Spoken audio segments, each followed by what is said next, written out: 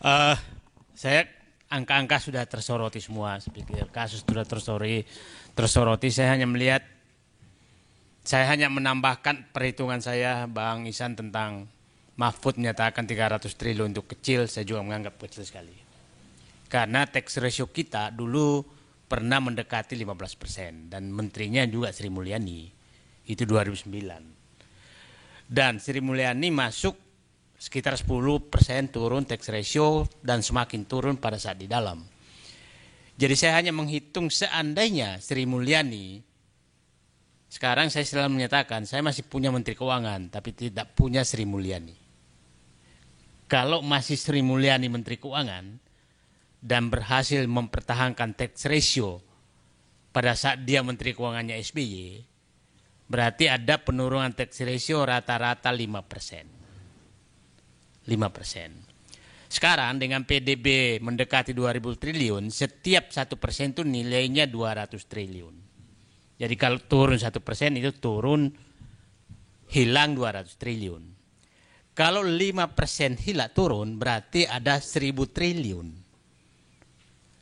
Bukan hilang sebenarnya. Uang itu harusnya masuk tapi tidak masuk. Nah, saya menghitung rata-rata PDB, rata-rata harusnya uang yang masuk negara sejak pemerintahan Jokowi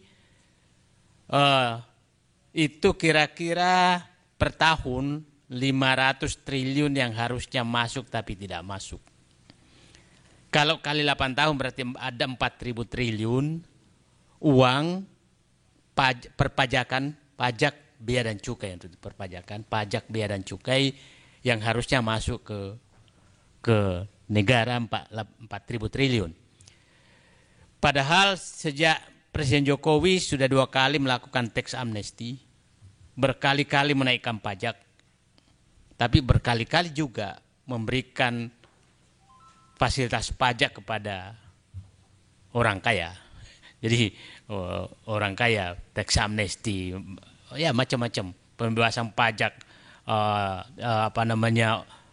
mobil, pajak orang kaya, PPNBM dihilangkan, tapi pajak orang miskin dinaikkan. Jadi memang ya itu yang terjadi. Dan menterinya sama.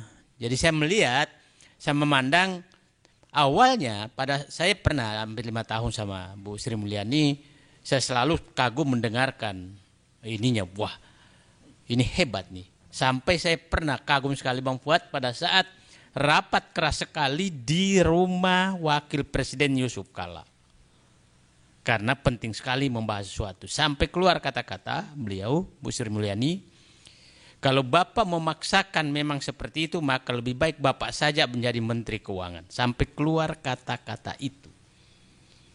Betapa hebatnya beliau. Nah, nggak kebayang apa yang dikatakan Pak Ihsanuddin tadi. Kalau sudah tidak ada lawan, maka nggak tahu saya kata-kata. Betul, maksud saya entar dulu. Jadi kalau Anda kan menyatakan kalau tidak ada lawan begitu kata-katanya, apalagi nggak ada lawan gitu kan. Nah, sampai saat itu, masuklah kita melihat apa penyebabnya ini terjadi semua. Saya pikir penyebabnya adalah memang Undang-Undang Keuangan Negara 2003, Undang-Undang Nomor 17 2003, yang sebenarnya saya katakan negara ini presiden, wapres tidak ada itu nggak ada masalah, tapi menteri keuangan tidak ada itu masalah besar. Karena betul-betul kewenangan mengeluarkan uang 1 rupiah itu hanya menteri keuangan. Presiden nggak berhak, wakil presiden nggak berhak. Saya nggak tahu yang merancang undang-undang ini seperti apa dulu. Nah, sehingga undang-undang inilah yang menghilangkan kontrol perencanaan Bappenas terhadap perencanaan pembangunan nasional, langsung hilang. Adalah Undang-Undang Keuangan Negara 2003. Jadi saya pikir apa yang dikatakan Bang Ihsanuddin menurut saya memang untuk memperbaiki arogansi ini harusnya Undang-Undang Nomor 17 tahun 2003 itu diubah. Tapi jangan pernah berharap bisa mengubah dengan jalur normal. Karena semua menikmati undang-undang itu. Yang mau mengubah itu menikmati. Bayangkan saja, dulu saya Pimpro tuh tahun 88. Jadi paham betul betapa ribetnya mengurus proyek. Saya di BPPT itu harus ada tanda tangan Setnek, karena dibawa Setnek. Setelah itu kita harus bawa ke Bappenas, dibawa ke Bappenas, baru tanda tangan Bappenas, setuju perencanaan, baru dibahas ke Kementerian Keuangan, baru dibahas antara Kementerian Keuangan Bappenas, baru kita ke DPR. Sekarang tidak ada tuh bahasan-bahasan itu. Nah, sekarang yang menikah betul-betul, ya saya pikir adalah anggota DPR. Anggota DPR menikmati betul bagaimana merencanakan anggaran. Karena saya bagian pembahas fiskal anggaran pada saat itu, mohon maaf aja, itu antara kepala BKF dan kepala ketua Banggar, itu semua bisa diselesaikan dengan gampang. Dengan gampang. Nah, sehingga jangan berharap bahwa undang-undang ini bisa diubah dengan jalur normal, karena mereka saling menikmati bagaimana membagi-bagi uang ini. Nah, sehingga menurut saya Pak Fuad memang saatnya kita pikirkan ini kan yang terbongkar baru pajak, Pak. Bagaimana kekuasaan direktur utang, yang utang negara kan ditentukan memang jumlahnya di DPR tapi hasil pembahasan dengan Kementerian Keuangan, tapi dari mana asal utangnya, berapa bunganya, pengembalian seperti apa, itu hanya Menteri Keuangan, tidak ada yang mencampuri apapun. Nah, kita tidak tahu apa yang terjadi antara Direktur Jenderal Utang dengan si pemberi utang. Kita nggak pernah tahu apa itu yang terjadi, dan pasti ada tidak mungkin lah masa kita dapat bunga tinggi sekali dibanding negara yang country risk-nya lebih tinggi dari kita, tapi bunganya dia lebih rendah, kita lebih tinggi. Kan logikanya nggak masuk akal. Nah, terus coba logika, nah terus Dirjen Kekayaan Negara sama. Terus Dirjen Perimbangan Keuangan Pusat dan Daerah itu tempatnya menyembah para bupati dan gubernur.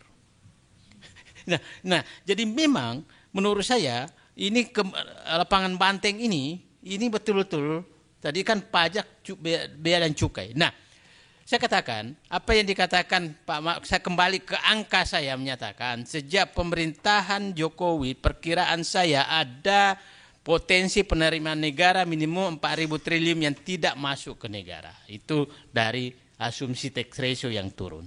Nah, padahal sudah ditambah dengan tax amnesty. Nah, sekarang uang itu kira-kira ada di mana? Nah, problemnya adalah definisi korupsi menyatakan bahwa kalau merugikan negara, maksudnya uang itu sudah masuk kas negara baru diambil oleh seseorang atau kelompok orang baru dianggap korupsi. Masalahnya pajak dan cukai ini belum masuk. Jadi pembuktiannya adalah hanya gratifikasi.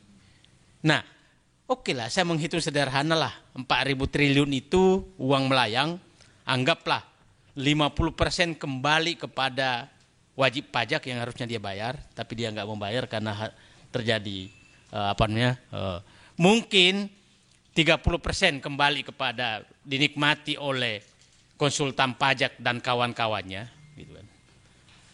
Mungkin 20% adalah dinikmati beredar di petugas pajak. Kira-kira, nah ya perkiraan saya begitu. Tapi yang 30% itu mungkin buzzer juga kebagian di situ gitu. jadi influencer dia kebagian di situ. Jadi nggak ngambil dari bagiannya pajak, tapi mungkin ditugaskan yang pernah bernegosiasi dengan pajak. Yang aku undang kemarin malam itu tugasmu membereskan gitu kan. Nah, karena setelah itu serangan buzzer ke saya naik sekali, meningkat sekali terhadap akun saya tuh. Wah, dan rajanya buzzer keluar. Wah ini cair sebenarnya nih. Jadi sepertinya pertemuan malam itu memberikan kode kepada para yang pernah bernegosiasi dengan petugas perpajakan tuh pajak dan cukai, menyatakan nama-nama yang aku undang malam ini tolong diperhatikan. Kira-kira itu kodenya itu. itu kode malam itu, karena kalau negara ini mau diperbaiki sebaiknya yang diundang tuh Ihsanuddin Nursi gitu.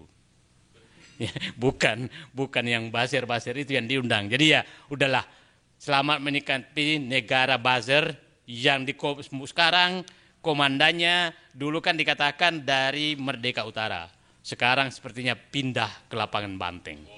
Nah, jadi konkret ini. Nah, itu lebih konkret. Kalau apa namanya? Kalau Merdeka Utara kan masih lewat tangan orang. Kalau sudah lapangan Banteng yang mengambil kendali, maka insya Allah tanda kutip ya.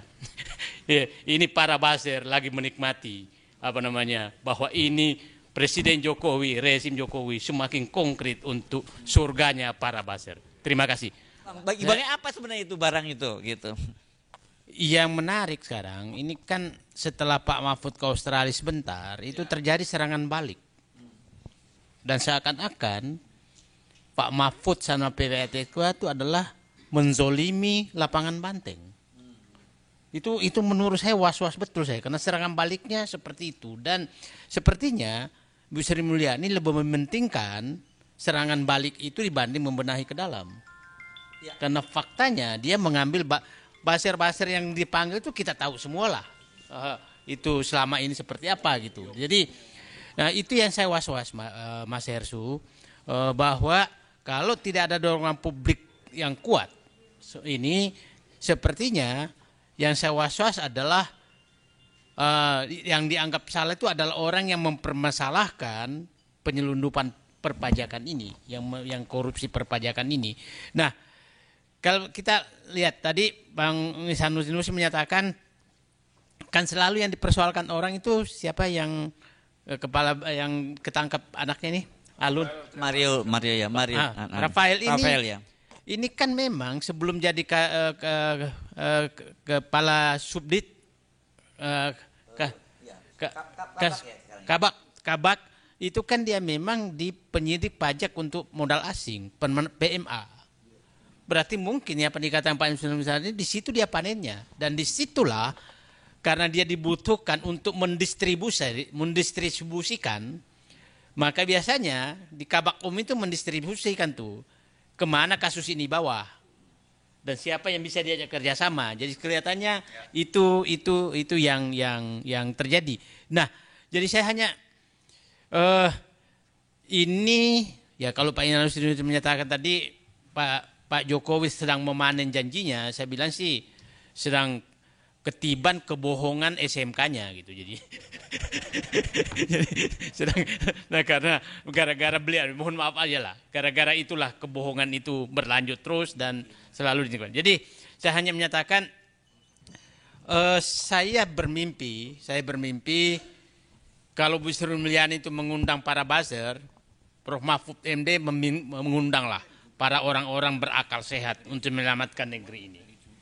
Itu saya pikir yang kita harapkan, tunjukkan diferensiasi antara orang yang bermain di atas buih dengan kebohongan dengan orang-orang yang bernyali di atas akal sehat. Itu saja saya harapkan, dan mudah-mudahan keberanian itu muncul sekarang.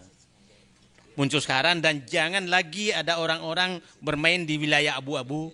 Orang yang bermain di wilayah abu mencari nyaman terus. Negeri ini harus diselamatkan. Dan saya berharap Pak Mahfud MD keluarlah asli Maduranya. Buang sedikit pergaulan di Jogja. Terima kasih. Itu saja. Oke. Saya hanya menyatakan bahwa selama kekuasaan ini menyatu betul di satu orang dan orang itu arogan, maka jangan pernah berharap masalah perpajakan ini selesai.